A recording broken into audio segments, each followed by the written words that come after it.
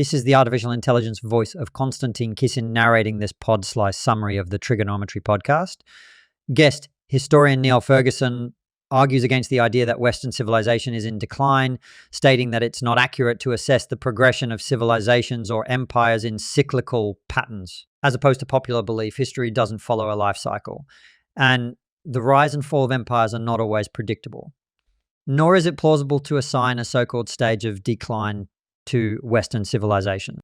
He notes that while the current discord and polarization in Western society might seem alarming, the same could have been said in 1973 during a tumultuous time in the United States marked by the Watergate scandal and the end of the Vietnam War.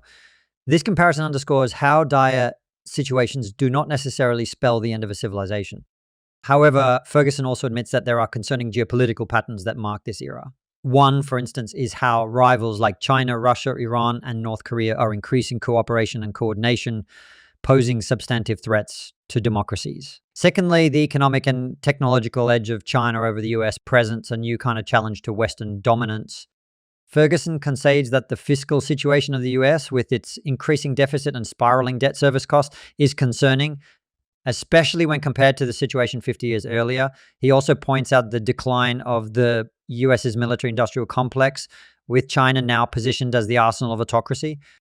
He imparts that the fall of civilizations, like the fall of the Roman Empire, can be rapid and quite perceptible, impacting issues like public health, infrastructure, and economic systems. He also mentions Peter Turchin's work in Cryodynamics, which endeavors to model civilizational breakdowns using contemporary analogies. Turchin's work forecasts a peak in organized violence and exposes the problem of overproduction of elites. However, despite these concerns, Ferguson believes the US thrives on worrying about decline, which fuels progress and innovation. He also mentions that America's waning belief in the empire and their discomfort with the idea does not necessarily suggest a downfall. Nonetheless, he emphasizes that it's essential to stay vigilant and watch for signs of civilizational unraveling. Historian Niall Ferguson discusses the perception of American power and its influence on global political landscapes. He presents the US as an empire in denial, structured around the idea of a shining city on a hill, a model of democracy that the world should aspire to emulate. This view, according to him, has been instrumental in shaping America's approach to international affairs. However, he raises concerns over growing disillusionment among younger generations with this ideal.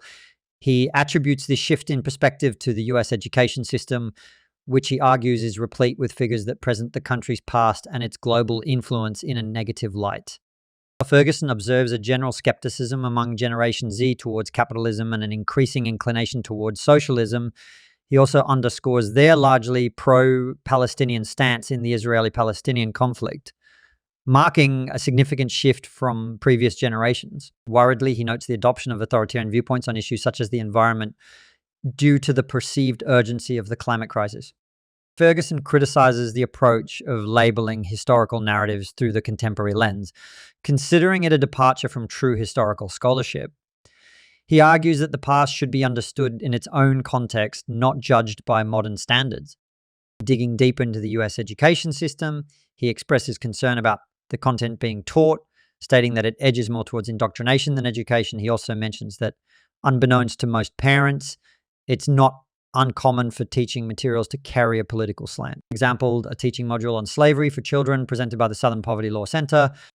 Ferguson acknowledges the fast-paced changes occurring over the last 10 years and how it affects the younger generation's relationship with history. He emphasizes that the educational system has moved further towards the left than most people realize. The episode leaves off with the commentators musing over a museum exhibit labeling a Hindu goddess as being gender fluid. Ferguson's stance against anachronistic labeling is clear. According to him, this tendency to use 21st century terminology in historic narratives fuels misunderstandings and obscures a thorough exploration of historical truths. He advocates for comprehending the past as its own unique context rather than using it as a lens for modern biases. In this part of the discussion, Ferguson elaborates on the disillusionment among young people, discussing their perception of societal and economic issues. In trying to decipher the inward nihilism manifesting among an entire generation, he points to a couple of potential sources. Firstly, he notes that young people do not fully understand their economic interests. He comments that welfare state policies and real estate markets are largely geared favorably towards the older generation, and these conditions aren't appealing to young ones. The rising costs of housing and life improvement aspirations are further brewing discontent. Instead of rallying for radical reforms that would feasibly improve their socioeconomic standing, it appears that several skew towards ideological positions fostered during their educational years, which Ferguson sees as leading towards false consciousness and nihilism. Ferguson underscores the complexities of ideological stances fed to students, particularly in the domain of history. He laments that simplified narratives, often polarized into good and evil, are easier to ingest than the reality, which is usually nuanced and brimming with shades of grey. Moreover, the projection of impending doom resulting from contemporary crises finds a captivated audience, resulting in a quasi-religion fostering dystopian visions of the future. 160 character section. The historian also criticizes the habitual dichotomizing of historical narratives, demonstrating how it can lead to distorted views of reality. Focusing on concerns about societal freedom, he underscores the growing ignorance or misunderstanding about unfree societies, those reeling under oppressive regimes and totalitarian systems. The paradox lies in young people fostering totalitarian tendencies, such as calling for the dismissal of conflicting voices within societies that grant liberty and freedom of expression. Ferguson chalks this up, as a failure on the part of the older generation in effectively conveying what was like to live in a society without freedom. By better understanding those aspects, young people might be more skeptical in their protest behavior. Niall Ferguson delves into the idea of cyclical history, the limitations of historical narratives taught, and the importance of vividly conveying historical events to counter generational amnesia. Konstantin Kisin proposes a cyclical nature of history where societies forget the past horrors and repeat them after a few generations. Ferguson agrees and speaks about the critical role historians play in countering this amnesia. He criticizes the current education system for not sufficiently emphasizing the seriousness of totalitarian regimes and the horrifying consequences they have historically resulted in, such as Nazi Germany or Mao's China. Interestingly, Ferguson touches on the historical portrayal of Nazi Germany.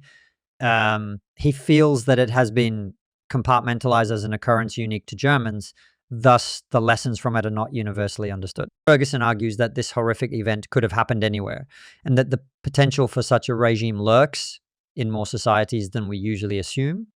Adding to this, he opines that educational narratives have failed to convey the rise of Hitler convincingly. The narrative that high unemployment and economic crisis snowballed into the ascendance of Nazis oversimplifies the actual complexity of the time. The charismatic personality of Hitler, his deft exploitation of middle-class disenfranchisement, and his capacity to establish a personality cult are also critical elements of the narrative. The discussion then veers towards the reason why people, particularly in the United States, continue to think about the Roman Empire. Ferguson suggests that it could be due to the US's architectural and republican similarities to Rome. Hollywood's portrayal of Rome could also play a part in this fascination. Interestingly, he feels that the Roman Empire is preferred over the Greek Empire due to a more straightforward storyline, interesting villains, and the enduring physical remnants of Rome that continue to awe we humans today. This discussion underscores the crucial role accurate historical narratives play in shaping society's perception of its past and future. It also stresses the need to avoid the sugarcoating of despotism, regardless of where or how it manifests, fostering a greater tolerance for varied voices and opinions. In this featured segment, Ferguson and Kisin delve deeper into the importance of ancient empires and their influence on modern society. They specifically examine the enduring allure of the Roman Empire despite the riches of Greek culture. Ferguson attributes this fascination to the physical remnants of the Roman Empire, whose grandeur continues to captivate audiences today, in contrast to more abstract Greek intellectual and cultural contributions. They also explore the notion of history being shaped by the victors, mentioning Carthage as an example, a civilization wiped out by Rome, whose story has largely disappeared from our historical narrative. When questioned about the enduring appeal of Greek mythology, Ferguson credits the intrigue to its originality and the captivating storytelling to which the Romans could only imitate. The Greeks' significant literary legacy and its innovative culture, according to Ferguson, mark it as a distinct and crucial pillar of our ancient understanding. Ferguson also highlights Greek and Roman political philosophy's relevance, explaining how these ancient ideas continue to underpin our understanding of Western civilization. He warns that, like many ancient republics, US Republican governance might also lead to tyranny. He expresses concern about the disillusionment of ordinary Americans and the rise of demagogues who disregard the Constitution, explicitly citing former President Donald Trump. To him, Trump's potential re-election poses an existential threat to constitutional democracy in America. Finally, Ferguson touches on an underappreciated topic, China's nuclear program, arguing that China's development of a vast nuclear arsenal is a significant concern that is not receiving the attention it deserves. He warns about the potential dire implications of these developments on global geopolitics. Check out the full podcast by clicking the link in the description below. Make sure to like, comment, and subscribe for more content like this. Thank you for listening to this podcast summary episode of the Pod Slice.